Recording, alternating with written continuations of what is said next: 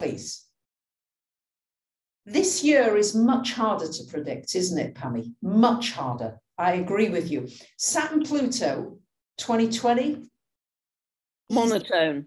Absolutely monotone. In 2015, I was talking about it in webinars and seminars, because it was like, that is a definite. Yep. Whereas this year, because I don't know whether you're doing this, but I keep looking at the aspects and looking as we do. And I can't get a clear take on what's coming up.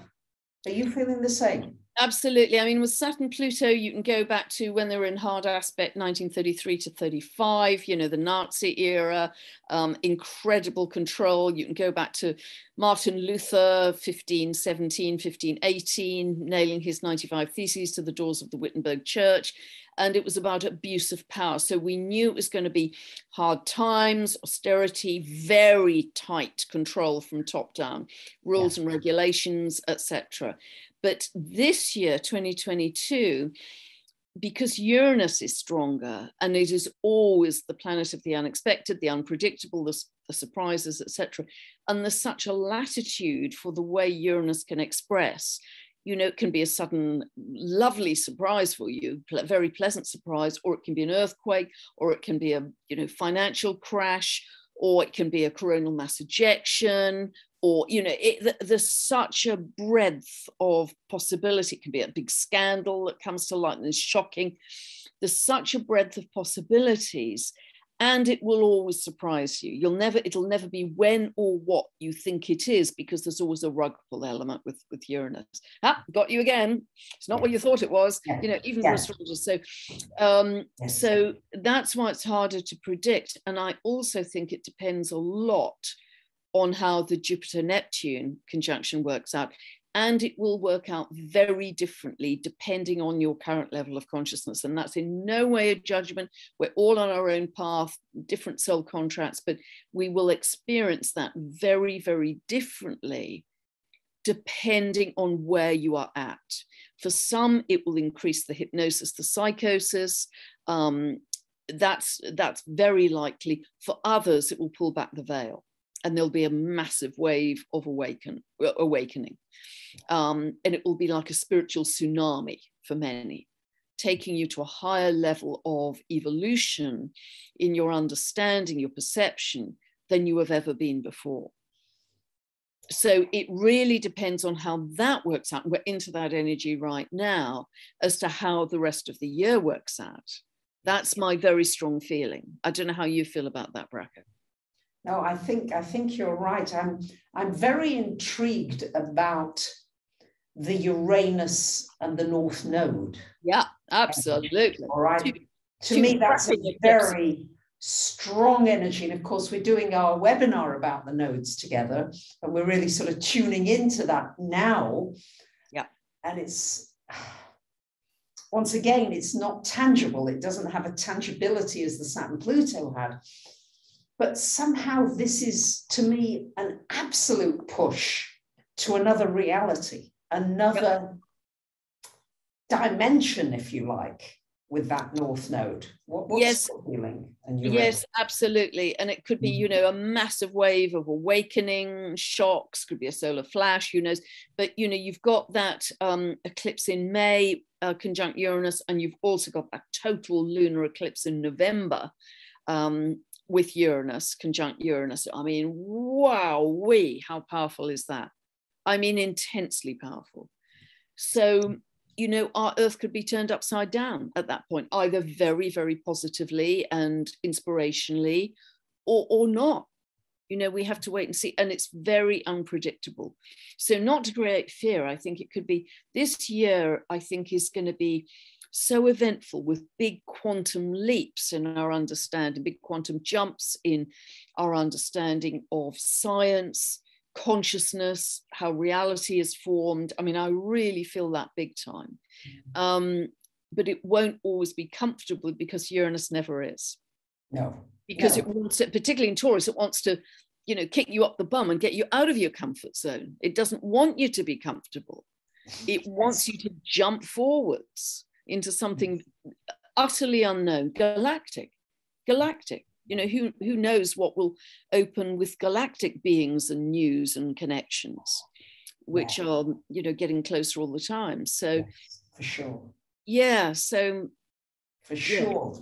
For sure. No, I think you're absolutely right, Pammy. And also, of course, Taurus ruling the banking system, the financial system, the money, how we work with money, what we value, and what we money pulled to value. Yeah, because it's the North Node. What do we need to learn here? Are we going to go back into creating yet another casino of money, energy?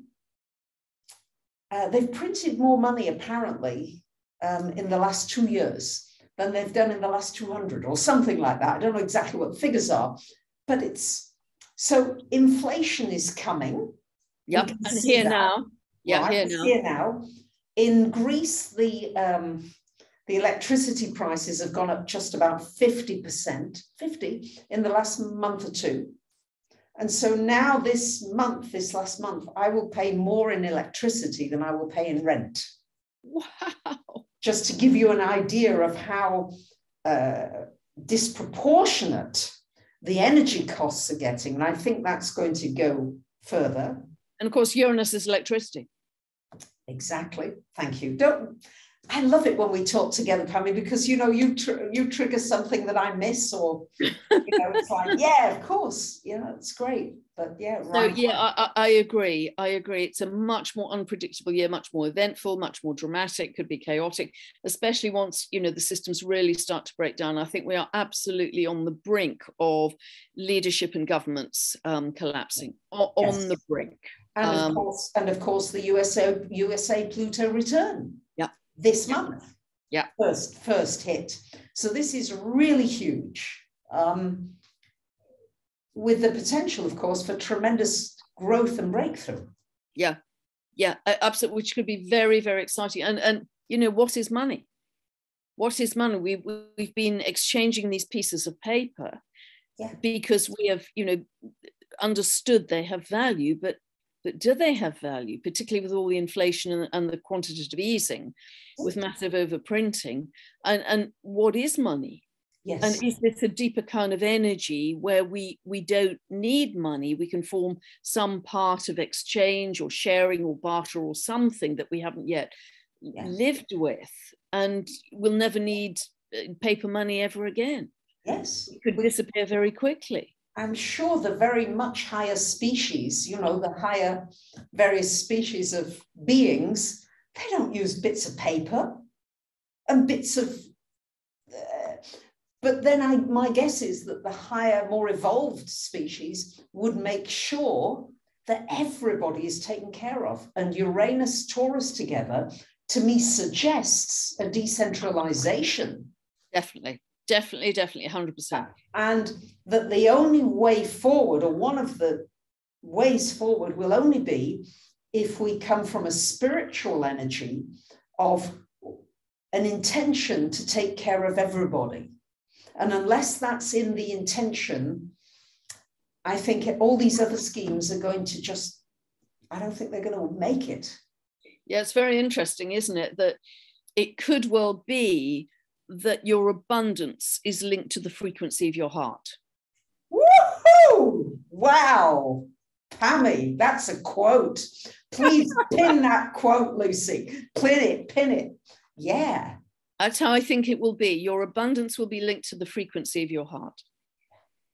And that's why we need to become much more heart-centered in our lives, and be much less scattered, much less in the mind, and come back to the heart. And it may well be, and this is kind of what I'm feeling at the moment. I haven't been very articulate about it, but I want to do less, be in the moment more, which of course again is Uranus, be in the body more, which of course is Uranus in Taurus. Yes. And just feel from a deeper place.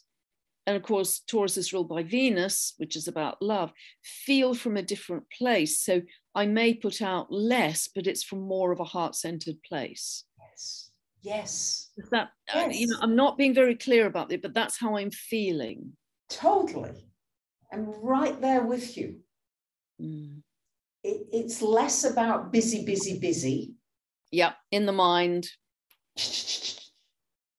And something that is a deep quality and deep resonance doesn't take a lot of words necessarily. Exactly, but they may be of higher quality, and they may have a greater impact on anyone you're sharing them with, because it comes so much from the heart and from love. That's where we're headed, because we're moving from, North Node in Gemini, ruled by Mercury, the mind, into Taurus, ruled by Venus, the heart. And the heart is, the heart isn't just a pump. It's electromagnetic. And because the electromagnetics of our world are becoming so much stronger because of the drop in the magnetic shield and the magnetic cloud and blah, blah, blah, there's going to be something it's happening already, activating the heart to a much higher level than it ever has before, which is going to transform our state of being as well. I don't actually know what I'm saying right now, but it's kind of, anyway, yes. kind of coming through, but there's something I'm not articulating very well, but it's around that area of the electromagnetics of the earth and our cosmos linking into the electromagnetics of the heart, and everything is being upgraded. Yes, because everything has to match inside and out. Has to. And to me, Uranus in Taurus is also an energy of Kundalini. It's an energy of the electricity coming through the body and the realignment and the healing frequencies, working with frequency. I was seeing a doctor the other day who was saying that children who are sick with cancer or anything like this, they'll just go to a place which will be a joyful place to be in, that they'll just be treated with frequency. Oh, completely, 100%. And it's all going to be about light and sound and frequency. I think it was Edgar Casey who said that all those years ago, that the energy of the future would be energy, frequency. I think Tesla probably said it as well. They're both on the same kind of track with that. And it will be. I mean, they exist now, don't they? They're just so publicly available, but they will become much more publicly available. Yeah. Because at the end of the day, we're just vibrating energy. We just don't have a very strong sense of it yet. But I think there is a shift taking place. And I would also say to people, because I think we were talking about that before, is that you may find that you need a lot more sleep. Oh. All right. A lot more rest. Yeah. You may have times of sleeplessness, and then suddenly needing a lot of sleep. And I'm going to say, really trust your body is just regenerating and rejuvenating. Yeah, and we were talking, because I think we've both felt this, that I have, for many nights felt plugged into the mains, absolutely wide awake and wired from about midnight onwards. And yet we've just been sharing, this week I have been absolutely knocked out, 10 hours a night, no trouble. If I didn't have to get up to do things, it would be more. But it's a different kind of tiredness, isn't it? I don't know if you feel that, Rebecca. It's not a sick tiredness. It's just, okay. It's an adjustment. It's an adjustment for the new energy. That's how I feel. Yeah. And it's like you're now running on a higher frequency, and there are other molecules or atoms. I mean, I'm not a physicist, that need to somehow come into an alignment. Yeah, every cell in our body has to upgrade to match the higher frequencies coming in, and that's a big ask. Every cell in our body at speed, that's a big ask. And I feel either our bodies or our energy field as individuals are acting as harmonizers. Wow. And again, I don't really understand what I'm saying there, so I don't know where this is coming, but almost as harmonizers for this very unknown for us energy that's coming into very high level, that we know is helping us evolve very rapidly, but we've never done it before. So our body is kind of going, eek, eek. How do I do this all of a sudden? I haven't had a test run, there's no rehearsal. And so it's a big deal for the body to have to do, and that's how I'm feeling. I don't know if you're, but it's a different kind of tiredness. Do you feel that? Yeah, very much so. And I think it's about as well getting right into the body. I think I can only speak for myself here. I've not wanted to be in the body, deeply in the body, because to come from the heart, you've got to live in, you've got to face anything that you've been avoiding. Right. Anything that you've not wanted to feel, emotions or whatever it is, they're going to come up. This is why I'm doing this moon webinar series, because it's about healing the moon inside of us, which is the wounded child, the traumas, the things that that are difficult to face, or we feel we've done them and, oh, not more. And I think it's an opportunity to heal a lot of those things, to actually really get in the body. And then with the Uranian energy, I think there's a lot of miraculous healings. Yeah, absolutely. That we're going to see that beg a belief. Really. We are going to be just blinking. Yes. Because it's going to be like, Uranus rules, bolts of lightning, doesn't it? Just boom. Now it's all different.